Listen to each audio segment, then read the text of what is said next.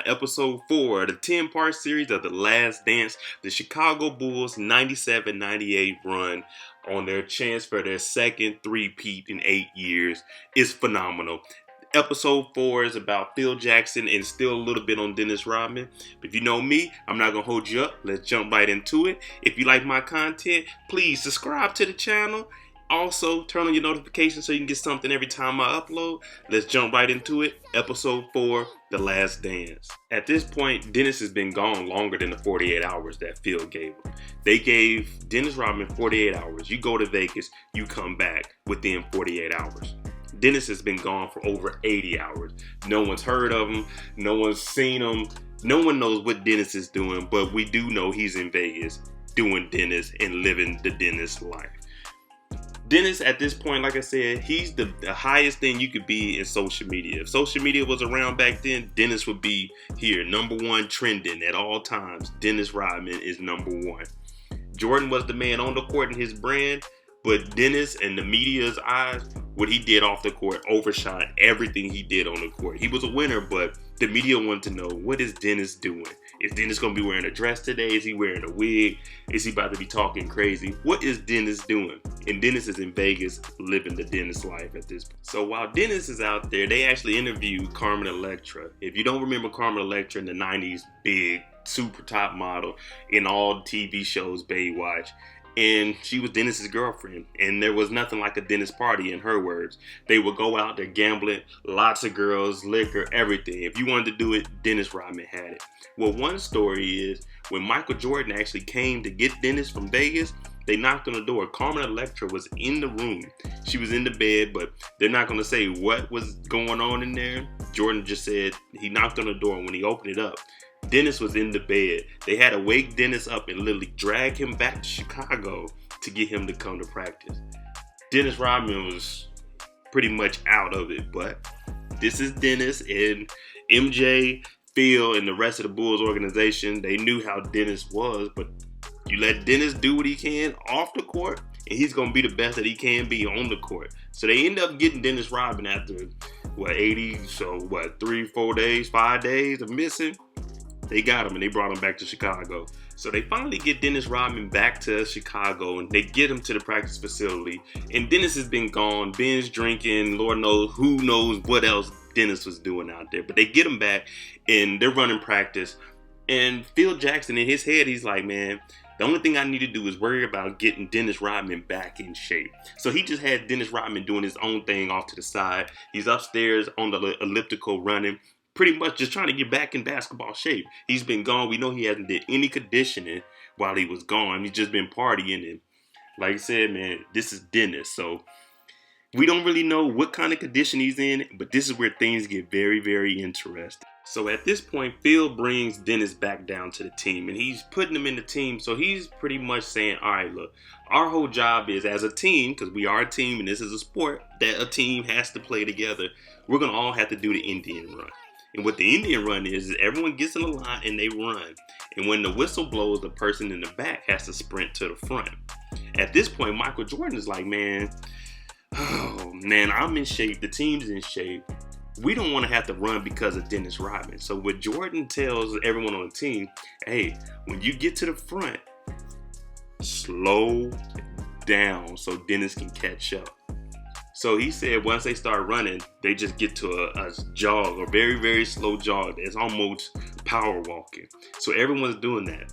The funny thing is when Dennis Rodman gets to the back and they blow the whistle, he starts sprinting. He sprints to the front and he has a full stride going. MJ said it took them 4 laps to catch up with him. What they didn't know is Dennis, he may go do other things, but he's always going to be ready to perform. If you allow him to do what he wants off the court, he's going to give you everything he can on the court. So he wasn't out of shape.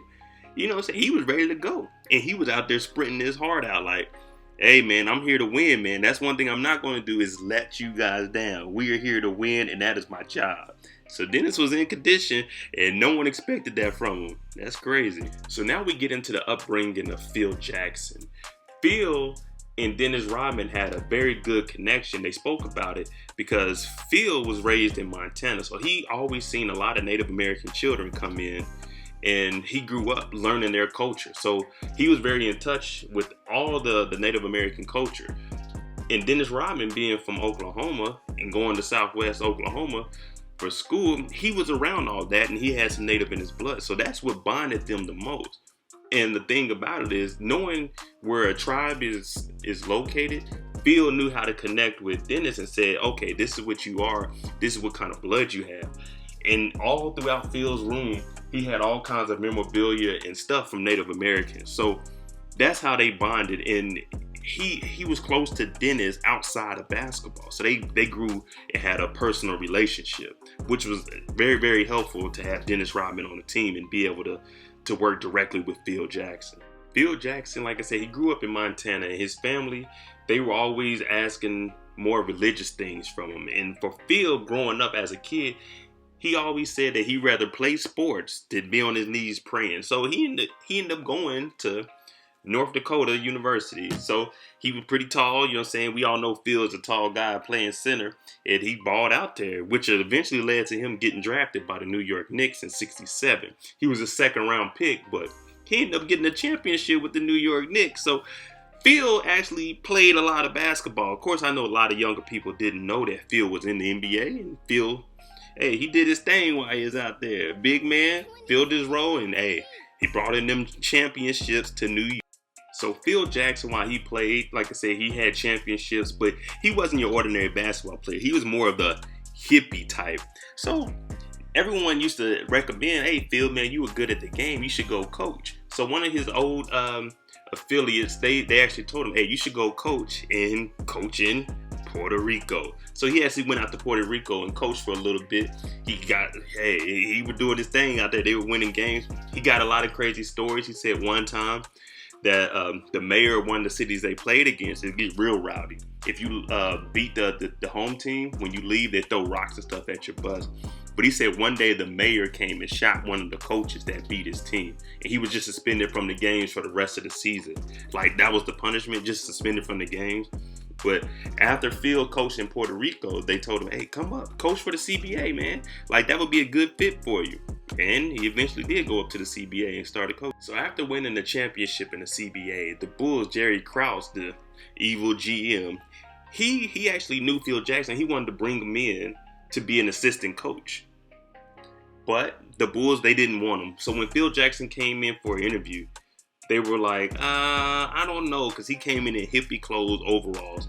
So he didn't initially get the job as the assistant coach. So what Jerry did was like, hey man, in a couple years, I'm going to bring you back to be an assistant coach. Wear a suit. And then that's how Phil Jackson actually got the job. It took him a couple of years, but he got the assistant coach job up under Doug Collins. So Phil was on the bench, and he was just working directly with the players, but he wasn't the head coach at this moment. He was just an assistant coach working his way on up. So Tex Winter was an assistant coach on the Bulls, but what he came up with is what we know today as the triangle offense. So the triangle offense is what gave you like the point forward, which Scottie Pippen fit into, and then you got Michael Jordan handling the rock.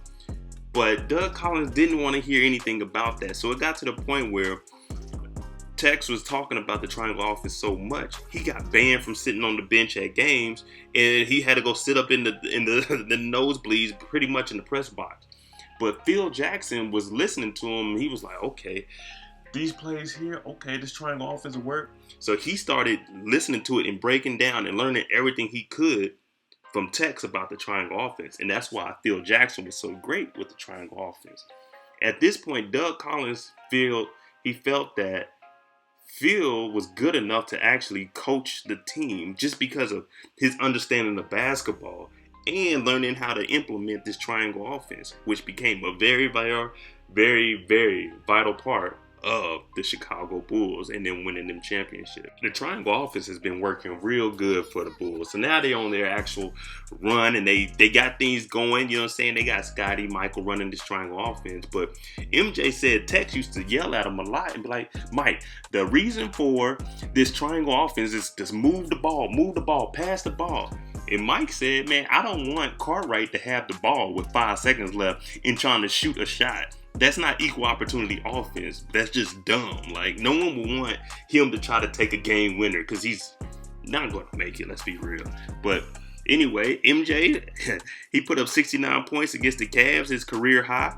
This is back, it was 117, 113. MJ was balling. That triangle offense is working for him.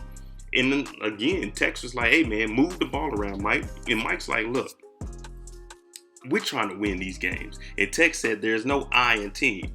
He said, okay, yeah, there isn't. But MJ was like, there's an I in win. And that's what we're trying to do, win.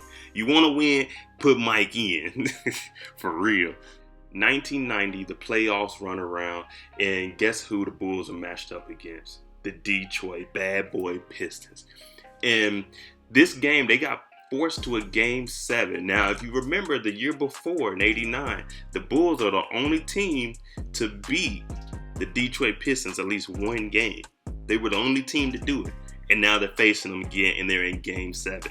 At this point, the triangle offense is up and running. Scottie is the new point forward, the originator of the point forward that we see like KD, Bron, Kawhi, Greek. He's the true definition of what the point forward was. But unfortunately, in this game 7, he had a very, very bad migraine. They said to the point where he was seeing blurred vision and everything, which was very unfortunate for him because the outcome of this game probably would have been different if Scottie was 100%. The Bulls go on to lose this game in game 7, which really hurt everybody. But unlike anybody else, Michael Jordan, after the game is over, he actually goes and hugs all the Detroit Pistons players, and he shows them love and congratulates them, because sportsmanship at the end of the day is basketball. Yeah, you want to win, you want to go to the championship, but if you lose, you still got to congratulate the people that beat you. It's just basketball. This isn't, when you're on that court, it's war, but as soon as that whistle blows, the war is over with. You're good. Get ready for next year, man. But the Pistons were just a physical team, and it was really nothing you could do against them. I mean, everybody was doing the best they could, but with Scottie being hurt like that, it's going to be very tough to beat them. And we know the Pistons went on and get their second title against the Portland Trail Blazers. Back-to-back champs, 89 and 9. So what did the Bulls do right after that loss? They didn't go on vacation. They didn't go to the offseason. They went to the gym. Michael got all the players in there. So what did they want to do? They wanted to be more physical. They wanted to be able to give out the punishment instead of receiving the punishment at all times. So MJ had the whole team. Everyone was working out. And even Pippen said that MJ was pushing everybody to another limit. Like, hey, get in this gym. Let's work out. Mike's personal trainer, he said he would give Mike, he'll give Mike 200 pounds to start off with. He said he would add 5 pounds on there each time they got up to 215. Now, he would only ask Mike, okay, you're burning a lot of calories, so it's going to be hard to put on muscle. So he would only ask Mike, give me 6 to 8 reps. If he gave Mike 6 to 8 reps on 200 pounds, Mike would do 12 to 14. When he got to 205, same thing. 210, same thing. 215. So he said everything that he gave Mike was so determined he would take it to another level and just keep pushing and pushing and pushing. 1991 playoffs come around, and guess what? The Bulls are bigger, badder, faster, and ready for these Detroit Pistons. They meet up, they collide again. But at this point, Horace Grant's got better, Scottie's got better, MJ's got better, and they are ready. So MJ's telling Horace, like, hey, just chill, man. Horace got into some foul trouble. He's like, just chill, man. We're going to beat these dudes. Just trust me and let's make it. Hey, keep your head clear. Trust us. Let's make the best basketball moves and we're going to beat these guys. At this point, this rivalry is so big because it's been 3 years straight that the first 2 years the Bulls have got knocked out by the Pistons. Now here we go for a third chance at it. No, we're not having it for a third time. And the rivalry is just so big. Chicago hated Detroit. The whole cities, both cities hated each other. And, oh man, this is a game. This is a game. Hey, at this point, it's game 4. The Bulls got them 3-0 at this moment. When I tell you the Bulls had got so much better and so physical, the Pistons didn't know what to do with it. If you remember in episode 3, they were even saying that we may not have better talent than you, but what we will do is go out there and whoop you. So it was one point in game 4 when they're already down 3-0. So you know when people are down like this, you know, hey, this is elimination game. It's over with. they started getting frustrated. Who else but Dennis Rodman of the Detroit Pistons gets real frustrated. They're already down 3-0. Pippen's going in for a layup. Rodman pushes him out of bounds. Pippen falls to the ground. They're desperate at this point. But MJ said the biggest thing to let the Pistons know that we had them, and this was our game, was Pippen laid there. He could have been seriously injured. He laid there. He didn't get up. He didn't look at the refs and complain about nothing. He just walked to the foul line and shot his free throws. That no reaction showed the Pistons, hey, we don't care what y'all do. Y'all run this over with. We are here. Pippen, hey, that was a good move right there. Show your toughness. Don't say anything. Just go shoot your free throws. The Bulls go on to win the game, but there's still about 7 seconds left. And at this moment, Isaiah Thomas, he admits that he's used to doing a sweep and they ain't never witnessed being swept like this. So with 7 seconds left, he says that Bill Laimbeer was the one that came to him and said, hey, we're not going to shake their hands. We're just going to leave. And even Dennis Rodman was like, yeah, that's what the team wanted to do. So we just left. We didn't shake hands. But if you remember the year before and the year before that, MJ, even when they lost, he would shake hands. So this is where the grudge between MJ and Isaiah really started. MJ saying that, Isaiah, you're the leader of the team. You should have came over here and shook our hands like we did when we lost to y'all. But before Isaiah was winning and the Pistons were winning, the Celtics did the same thing to them when they actually beat the Celtics. They just walked out. They didn't shake hands. So Isaiah was saying at this moment, that's how we thought basketball was. When you lose, you let them have their moment and you just leave. But we know that's not good sportsmanship, man. That's not what you do. Even if you lose, you may be hurting, crying, mad, angry, whatever you are. You still go shake the winning team's hand because they were the better team at that time. Like, you got the best of them 2 years straight, and hey, it's their turn. So right here, MJ and Isaiah's beef this is where it really stems from, which eventually got him off the Dream Team in '92. Sorry, Isaiah, man, you kind of brought on yourself. You were the leader of the team. You know you're supposed to shake hands at the end of the game. The Chicago Bulls won 61 games in the 1991 regular season, earning home court advantage for the franchise's first ever NBA Finals appearance. They faced the 11-time world champions, the Los Angeles Lakers, starring Magic Johnson, a Hall of Famer, 5-time champion Magic Johnson. This is going to be a tough one, guys. Game 1 of the finals. This is the most talked about thing going on in 1991. You got Magic, you got Jordan, the two biggest basketball names in the NBA at the moment. One's a 5-time champion, one hasn't proved himself yet. This is what all the hype is about. This is how you want your finals to be. Superstar versus superstar. At this point, we could probably say megastar versus megastar. A franchise team versus a team's first time appearance.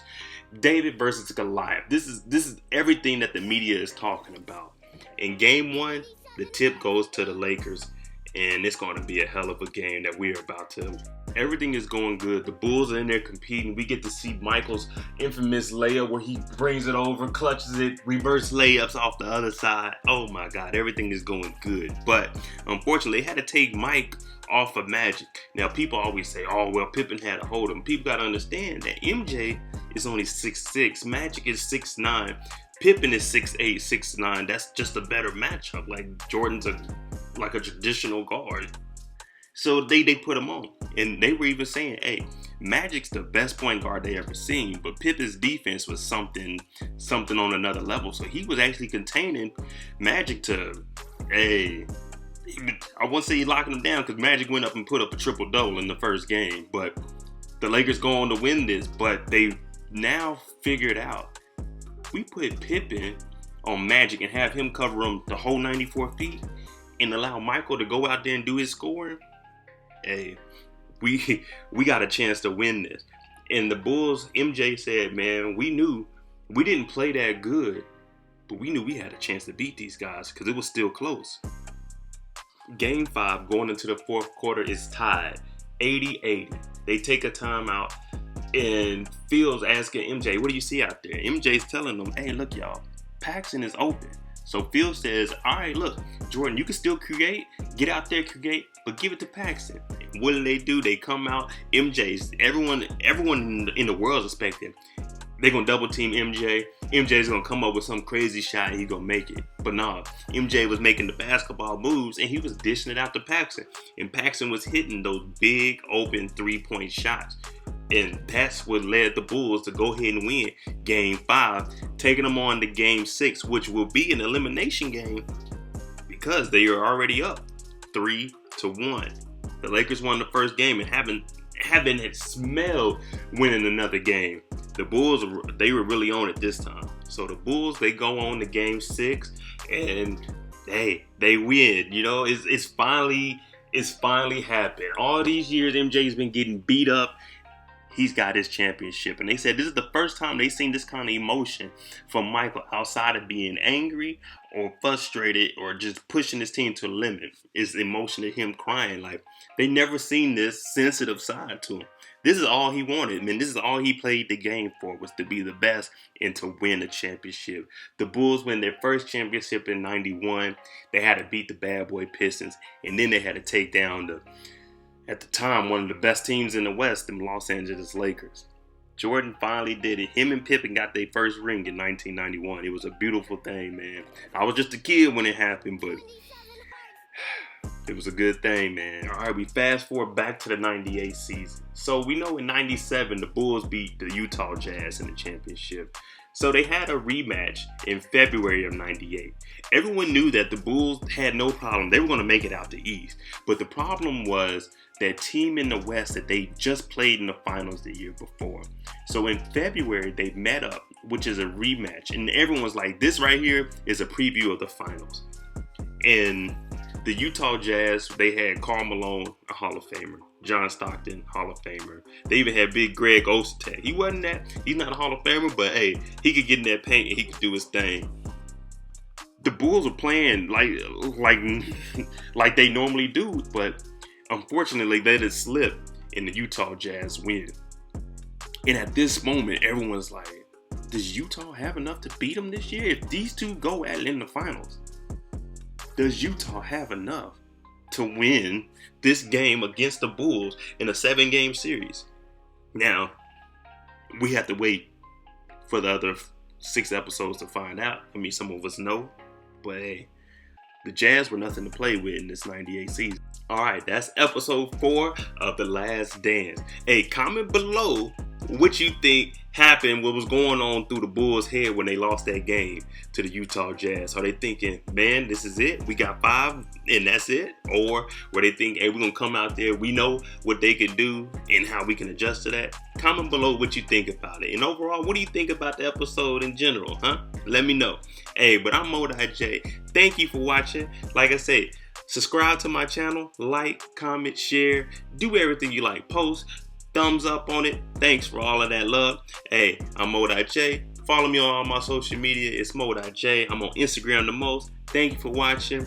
This is episode 4. We'll be back for episode 5 next Monday. Tune in. Thanks for watching. Jimmy on the beat, boy.